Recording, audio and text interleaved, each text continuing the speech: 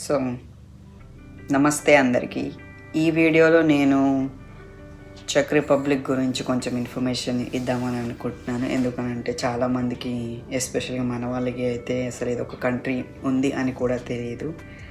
So even మా friends, నేను check రిపబ్లిక్లో PhD వచ్చిందిరా, వెళ్తున్నా Charles university, one of the top university in the world and యూరోప్లో అయితే చాలా ఫేమస్ యూనివర్సిటీ అని చెప్తే, అసలు ఆ కంట్రీ ఎక్కడుంది, అసలు ఆ కంట్రీ ఉందా అని కొన్ని క్వశ్చన్స్ వచ్చాయన్నమాట. సో దెన్ నేను అప్పుడు మళ్ళీ మ్యాప్స్ ఓపెన్ చేసి, ఇది కంట్రీ, ఇది సెంట్రల్ యూరోప్లో ఉంటుంది, చుట్టుపక్కల ఈ కంట్రీస్ ఉంటాయని చెప్పాను అనమాట. సో బేసికల్గా ఈ కంట్రీ వచ్చేసి సెంట్రల్ యూరోప్లో ఉంటుంది. So surrounded by 4 different other European countries అనమాట. నార్త్ సైడ్ వచ్చేసి పోలాండ్ ఉంటుంది, కింద సౌత్ సైడ్ ఆస్ట్రియా ఉంటుంది, ఈస్ట్ సైడ్ వచ్చేసి స్లోవాకియా అండ్ వెస్ట్ సైడ్ వచ్చేసి జర్మనీ అనమాట. సో ఒకప్పుడు ఈ కంట్రీ ఒక కంట్రీగానే ఉండేదన్నమాట. చెకోస్లోవాకియా అని ఆ కంట్రీగా ఉండేది. 1993లో రెండుగా డివైడ్ అయిపోయింది అనమాట. చెక్కియా లేదా చెక్ రిపబ్లిక్ అండ్ స్లోవాకియా. సో ఒకప్పుడు ఇవి రెండు కలిపి ఒకటే కంట్రీగా ఉండేవి. మన తెలంగాణ, ఆంధ్రప్రదేశ్లా ఉండేవన్నమాట. అంటే ఆంధ్రప్రదేశ్ ఎలా ఉండేది ఒకప్పుడు 10 years బ్యాక్, 11 years బ్యాక్, ఇలా వీళ్ళు 1993 వరకు చెకోస్లోవాకియా అని ఒకటే కంట్రీగా ఉండేవి. కాకపోతే దాని తర్వాత వీళ్ళు పీస్ఫుల్గా డివైడ్ అయిపోయారు, unlike Telangana and Andhra. So దాని తర్వాత వీళ్ళు చెక్ రిపబ్లిక్ అని, వాళ్ళు స్లోవాకియా అని పెట్టేసుకున్నారు. సో బట్ స్లోవాకియా నుంచి వచ్చే స్టూడెంట్స్కి మాత్రం చెక్లో చదువుకోవాలి అని అనుకుంటే మొత్తం వాళ్ళకి ఫ్రీ ఎడ్యుకేషన్. ఎందుకనంటే వాళ్ళకి ఆల్మోస్ట్ వాళ్ళ లాంగ్వేజ్ వీళ్ళ లాంగ్వేజ్ ప్రతి సిమిలర్గానే ఉంటాయి కాబట్టి, సో వాళ్ళు వచ్చి ఇక్కడ చెక్లోనే చదువుకుంటారు. సో ఈవెన్ ఇంటర్నేషనల్ స్టూడెంట్స్కి కూడా ఎవరైతే చెక్లో చదువుకుందామని అనుకుంటారో చార్ల్స్ యూనివర్సిటీలో కానీ, వాళ్ళకి ఎడ్యుకేషన్కి ఫ్రీ అనమాట. ట్యూషన్ ఫీ ఏమి ఉండదు. ఇంటర్నేషనల్ స్టూడెంట్స్కి మాత్రమే ట్యూషన్ ఫీ పే చేయాలి. ఎందుకంటే మనం అందరు వచ్చేసి ఇక్కడ వాళ్ళు ఇంగ్లీష్లో చదువుకుంటారు కాబట్టి. సో ఎవరికైనా చెక్ లాంగ్వేజ్ వచ్చి ఉండి ఇక్కడ వాళ్ళు మాస్టర్స్ చేద్దాము అనుకుంటే యూనివర్సిటీ రిక్వైర్మెంట్స్ని బట్టి వాటన్నిటిని ఫిల్ చేసేసుకొని అప్లై చేసేసుకొని ఇక్కడికి రావచ్చు. ఒకవేళ చార్ల్స్ యూనివర్సిటీ అయితే ఆల్మోస్ట్ నాకు తెలిసి చెక్లోనే చదువుకుంటాం అనుకుంటే అది ఫ్రీ మొత్తం ట్యూషన్ ఫీ. కాకపోతే అకామిడేషన్కి మాత్రం పే చేసుకోవాల్సి వస్తుంది అనమాట. సో కరెంట్లీ చార్ల్స్ యూనివర్సిటీకి లొకేషన్స్ని బట్టి డార్మెటరీస్ ఉన్నాయన్నమాట. సో మేమున్న ఫ్యాకల్టీలు బట్టి ఇక్కడ టూ డార్మెటరీస్ ఉన్నాయి. సో కానీ డార్మెటరీలో మాత్రం ఎలా అంటే ఫ్లోర్కి ఒక కామన్ కిచెన్ ఉంటుంది. సో అండ్ కామన్ టాయిలెట్స్ ఉంటాయి. సో ఒకవేళ మనం కుక్ చేసుకోవాలి అని అనుకుంటే కామన్ కిచెన్ యూజ్ చేసుకోవచ్చు. అండ్ మోస్ట్లీ ఎలా అంటే 1 షేరింగ్ ఉంది, 2 షేరింగ్ ఉంది, 3, 4 కూడా ఉంటుంది ఇక్కడ డార్మెటరీలో. కాకపోతే నేను ప్రజెంట్ ఉంటున్న యూనివర్సిటీ డార్మెటరీలో 1 షేరింగ్ చాలా అరుదుగా ఉన్నాయి, చాలా రేర్గా దొరకడం, చాలా కష్టం అనమాట. చాలా తక్కువ ఉంటాయి అవి ఎట్లా అంటే అవి రిజర్వేషన్స్ ఓపెన్ అవ్వగానే బుక్ అయిపోతాయి అన్నమాట. సో మనకి దొరకడం చాలా కష్టం. సో మోస్ట్ కామన్గా దొరికేవి 2 షేరింగ్ అనమాట. సో ఇంకో అదర్ బెడ్లో వేరే ఒక ఇంటర్నేషనల్ స్టూడెంట్ కానీ, లేకపోతే ఒక వేరే చెక్ స్టూడెంట్ ఉంటే వాళ్ళకి అని. ఇట్స్ లైక్ ఇంకా అన్ప్రెడిక్టబుల్ అనమాట, ఎవరు వస్తారనేది మనకు తెలియదు. సో అలా అనమాట. సో అలా నువ్వు 2 షేరింగ్లో ఉండాల్సి వస్తుంది డార్మెటరీలో ఉంటే. So plus at the same time ఇక్కడ ఫుడ్ మనమే కుక్ చేసుకోవాలి డార్మెటరీలో. అంటే క్యాంటీన్ ఉంది, కానీ అక్కడికి వెళ్ళి నువ్వు పే చేసి తింటా అంటే తినొచ్చు. సో డార్మెటరీకి ఫీ మనమే పే చేసుకోవాలి. సో అదన్నమాట. సో మంత్లీ మనకి మెయిల్ వస్తుంది. ఆ మెయిల్తో వాళ్ళ అకౌంట్ డీటెయిల్స్ ఇస్తారు, దానికనే పే చేసుకోవచ్చు. లేదంటే డార్మెటరీలో అకామిడేషన్ ఆఫీస్ ఉంటుంది, అక్కడికి వెళ్ళి అయినా మనం మంత్లీ పే చేసుకోవచ్చు అనమాట. సో అది అనమాట. సో ఒకవేళ మీరు బయట ఒక అపార్ట్మెంట్ తీసుకొని కానీ, లేదంటే నార్మల్ 1 BHK లాంటిగా, లేకపోతే స్టూడియో అపార్ట్మెంట్ లాగా ఏమైనా తీసుకొని ఉండాలి అని అనుకుంటే కాస్ట్ ఆఫ్ లివింగ్ కొంచెం ఎక్కువ అవుతుంది అన్నమాట ఇక్కడ. ఎందుకనంటే వీళ్ళకి లోకల్ కరెన్సీ ఉందన్నమాట. వాటిని వీళ్ళు చెక్ క్రౌన్స్ అంటారు అన్నమాట. సో ఆల్మోస్ట్ ఒక స్టూడియో అపార్ట్మెంట్ అంటే సింగిల్ 1 బిహెచ్కే లాగా ఉండాలి అనుకుంటే, చిన్న అపార్ట్మెంట్ తీసుకొని ఉండాలి అని అనుకుంటే ఆల్మోస్ట్ ఎనీవేర్ బిట్వీన్ 12,000 to 15,000 చెక్ రౌండ్స్ అవుతాయి అనమాట. అంటే మన కరెన్సీలో ఎంత అవుతాయి అని అంటే దగ్గర దగ్గర 50,000-60,000 వేలు దాకా అవుతాయి నెలకి. మళ్ళీ at the same time join అయ్యేటప్పుడు సేఫ్టీ డిపాజిట్ కూడా పే చేయాలి. అది కూడా ఒక 15,000 చెక్ రౌండ్స్ ఉంటుంది. సో అది కూడా ఒక 50-60,000 అనమాట. సో ఇలా నెలకి మీరు 12,000 చెక్ రౌండ్స్ పే చేయగలను అని అనుకుంటే మాత్రమే బయట అకామిడేషన్ తీసుకొని ఉంటే బెటర్. లేదు అని అనుకుంటే డార్మెటరీ ఆప్షన్ ఉంది, డార్మెటరీలో ఉండొచ్చు, తక్కువకు అయిపోతుంది అనమాట. కాకపోతే మనం వేరే వాళ్ళతో రూమ్ షేర్ చేసుకోవాల్సి ఉంటుంది. అండ్ కొంచెం ప్రైవసీ కాంప్రమైజ్ అవుతుంది. బట్ ఒకవేళ నీ రూమ్మేట్తో నీకు కొంచెం కనెక్షన్ రిలేషన్షిప్ బాగుంటే మనకంత బర్డెన్ ఏమనిపించదు అనమాట. ఎందుకనంటే ఒకవేళ ఇద్దరు రూమ్లో కలిసి మంచిగా ఉండి వాళ్ళిద్దరి మధ్యలో ర్యాపో బాగానే ఉంటే మనం అంత పట్టించుకోమన్నమాట. ఎందుకంటే మోస్ట్ ఆఫ్ ద పిహెచ్డి స్టూడెంట్స్కి వేరే పిహెచ్డి స్టూడెంట్స్ రావడం చాలా కష్టం.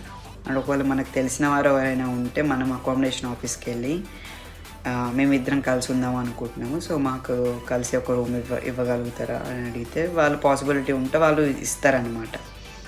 లేదు అని అనుకుంటే మనకి ఇక్కడ పిహెచ్డి స్టూడెంట్స్ కంటే మాస్టర్స్ బ్యాచిలర్ స్టూడెంట్స్ ఎక్కువ మంది ఉన్నారు కాబట్టి, సో మోస్ట్ ఇంటర్నేషనల్ స్టూడెంట్స్ ఎక్కువ మంది ఉన్నారు కాబట్టి నీకు వేరే ఇంటర్నేషనల్ స్టూడెంట్తో రూమ్ ఇచ్చే ఛాన్సెస్ ఎక్కువ అన్నమాట. సో అలా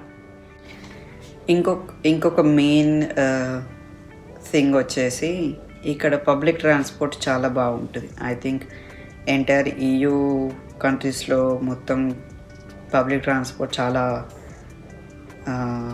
బాగుంటుంది అనమాట. ఎక్కడికి వెళ్ళాలి అనుకున్నా మనకి పబ్లిక్ ట్రాన్స్పోర్టేషన్ చాలా ఈజీగా దొరుకుతుంది అనమాట. ఎందుకనంటే ఇక్కడ నార్మల్ బస్సెస్ ఉంటాయి, ట్రాలీ బస్సెస్ ఉంటాయి, లేదు అంటే ట్రామ్స్ కూడా ఉంటాయి, మెట్రో కూడా ఉంటుంది. అంటే మీరు ఒకవేళ మెయిన్ క్యాపిటల్ సిటీకి వెళ్తే లైక్ ప్రాగ్ కానీ బర్నో కానీ ఇలాంటి మెయిన్ సిటీస్కి వెళ్తే అక్కడ మీకు రోడ్ మీదనే మనకి మెట్రో కైండ్ ఆఫ్ ట్రైన్స్ ఉంటాయి కదా, అలాంటివి వెళ్తాయి అన్నమాట. సో మన ఇండియాలో అలాంటివి లేవు కాబట్టి మనకి కొంచెం చాలా ఫ్యాసినేటింగ్ అనిపిస్తుంది. ఇదేంటి రోడ్ మీదనే ట్రైన్ పోతున్నాయి అన్నట్టు. సో నేను ఇనిషియల్గా వచ్చినప్పుడు ప్రాగ్ ట్రిప్ అట్లా ప్రాగ్ చూడడానికి వెళ్ళినప్పుడు అనిపించింది అనమాట, చాలా షాకింగ్ అనిపించింది. ఎందుకంటే మనకి మెట్రోస్ ఉన్నాయి, నార్మల్ ట్రైన్స్ ఉన్నాయి, బస్సులు ఉన్నాయి, కానీ ట్రామ్స్ అంటారు అన్నమాట వీళ్ళు, ట్రామ్. సో ఆ ట్రామ్స్ కానీ మనకి ఇక్కడ లేవు. సో అది కొంచెం విచిత్రం అనిపించింది. ఎందుకంటే సేమ్ కార్లు బస్సులు వెళ్ళే రోడ్డు మీదనే ఈ మెట్రో కూడా వెళ్తున్నాయి, అంటే ఈ ట్రామ్స్ కూడా వెళ్తున్నాయి అన్నమాట. సో నాకు అది కొంచెం ఫ్యాసినేటింగ్ అనిపించింది. సో ఇక్కడ EU కంట్రీస్లో ఆల్మోస్ట్ అన్ని కంట్రీస్లో సిమిలర్గానే ఉంటుంది.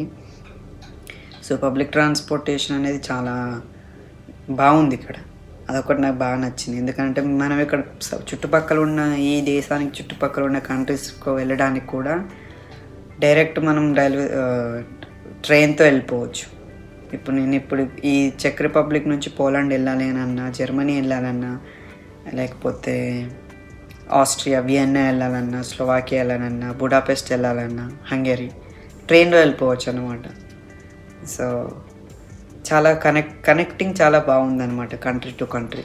సో ఎందుకనంటే ఈ కంట్రీస్లో ఇవన్నీ యూరోపియన్ యూనియన్లో మెంబర్స్ కాబట్టి ఒక కంట్రీ నుంచి ఇంకో కంట్రీకి వెళ్ళాలి అని అంటే వీళ్ళకి ఏం రెస్ట్రిక్షన్స్ ఏమి ఉండవు ఇక్కడ.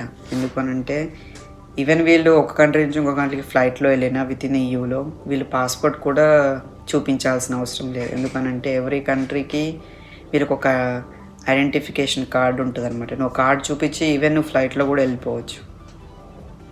ట్రైన్లో అయితే మోస్ట్లీ చెక్ చేయరు most of the time.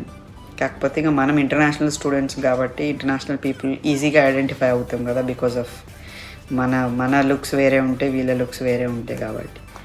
So అలా ఎయిర్పోర్ట్లో అయితే మనం ఆబ్వియస్గా మన పాస్పోర్ట్ చూపించాలి, మన రెసిడెన్స్ కార్డ్ చూపించాలి. కాకపోతే ఇమిగ్రేషన్స్ ఏముండవు. అది మనకి ఇప్పుడు మనం ఫర్ ఎగ్జాంపుల్ నేను ఈ కంట్రీ నుంచి ఇటలీ వెళ్ళాను అనుకోండి, ఫ్లైట్లో 2.5 అవర్స్లో వెళ్ళిపోతాం. సో అక్కడ నేను ఇమిగ్రేషన్ క్రాస్ చేయాల్సిన అవసరం లేదు. డైరెక్ట్ EU బార్డర్స్లో నుంచి వచ్చిన కంట్రీస్కి సపరేట్ ఎగ్జిట్ ఉంటుంది అన్నమాట. సో నాకు అది ఫాసినేటింగ్ అనిపించింది. సో డైరెక్ట్ నువ్వు ఈవెన్ దో నువ్వు నాన్ EU సిటిజన్ అయినా నీకు EU సిటిజన్ అంటే రెసిడెన్స్ పర్మిట్ ఉండడం వల్ల నిన్ను కూడా వాళ్ళు EU సిటిజన్ లానే నువ్వు ఎగ్జిట్ అయిపోతావు అన్నమాట. సో నువ్వు మళ్ళీ ఇమిగ్రేషన్ చెకింగ్స్ నీకేముండవు. అదొకటి ఇంట్రెస్టింగ్ థింగ్ అనమాట. అండ్ ఒకవేళ నువ్వు ఈ కంట్రీ నీకు ఫర్ ఎగ్జాంపుల్ నీకు చెక్ రిపబ్లిక్లో నీకు రెసిడెన్స్ పర్మిట్ ఉంది, కాకపోతే నువ్వు ఇంటికి వెళ్ళాలి అనుకుంటున్నావు. సో నువ్వు వేరే కంట్రీ నుంచి కూడా ఫ్లైట్ ఎక్కి వెళ్ళిపోవచ్చు, నువ్వు అక్కడ ఇమిగ్రేషన్ క్రాస్ చేసి కూడా వెళ్ళిపోవచ్చు అనమాట. సో అట్లా నేను లాస్ట్ టైం ఇంటికి వెళ్ళినప్పుడు నేను వియన్నా నుంచి వెళ్ళాను. సో వియన్నా ఇమిగ్రేషన్ ఆఫీసర్స్ నా పాస్పోర్ట్లో స్టాంపింగ్ వేశారనమాట. సో అన్లైక్ చెక్ ఇమిగ్రేషన్ కాకుండా, సో అలా కూడా వెళ్ళిపోవచ్చు అనమాట. సో EU కంట్రీస్లో ఏ కంట్రీ నుంచి అయినా మనం మన కంట్రీకి వెళ్ళిపోవచ్చు అనమాట, అంటే నీకు వ్యాలిడ్ వీసా ఉంటే. సో వీళ్ళకి చాలా అలా చాలా అడ్వాంటేజెస్ ఉన్నాయన్నమాట. ఎందుకంటే వీళ్ళు ఆల్మోస్ట్ వీళ్ళ కంట్రీ కాకుండా మిగతా 27 దేశాలు అట్టుగానే మనం ఒక స్టేట్ నుంచి ఒక స్టేట్కి, తెలంగాణ నుంచి బెంగళూరుకి వెళ్ళినట్టు, తెలంగాణ నుంచి ఎట్లయితే మనం ఢిల్లీకి ట్రైన్లో వెళ్తామో సేమ్ అలానే వీళ్ళు కూడా ఒక ట్రైన్ నుంచి ఇంకో ట్రైన్కి, ఒక కంట్రీ నుంచి ఇంకో కంట్రీకి జస్ట్ కనెక్టింగ్ ట్రైన్స్తో వెళ్ళిపోవచ్చు అనమాట. వీళ్ళకి ఎలాంటి రెస్ట్రిక్షన్స్ ఉండవు, చెకింగ్స్ ఎక్కువ ఉండవు వీళ్ళకి. సో అంటే అంత కంఫర్టబుల్గా అంత ఈజీగా వీళ్ళు కోఆర్డినేట్ చేసుకుంటున్నారు. బిహైండ్ ద సీన్స్ ఎలా ఉందనేది మనకు తెలీదు, కాకపోతే కోఆర్డినేషన్ బిట్వీన్ ద కంట్రీస్ మాత్రం చాలా బాగుందన్నమాట, ఎస్పెషల్గా పబ్లిక్ ట్రాన్స్పోర్టేషన్. సో ఎట్లా అంటే ఇప్పుడు నేను ఇక్కడ నుంచి ఒకవేళ వేరే కంట్రీ నుంచి నేను ఇండియా రావాలి అని అనుకుంటే, ఫర్ ఎగ్జాంపుల్ నేను చెప్పాను కదా లాస్ట్ టైం నేను వియన్నా నుంచి వచ్చానని.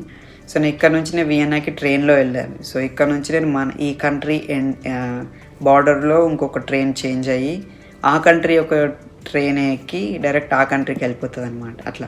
సో వీళ్ళ ట్రైన్ కమ్యూనికేషన్ కూడా కనెక్షన్ కూడా బాగుందన్నమాట. సో అట్లా.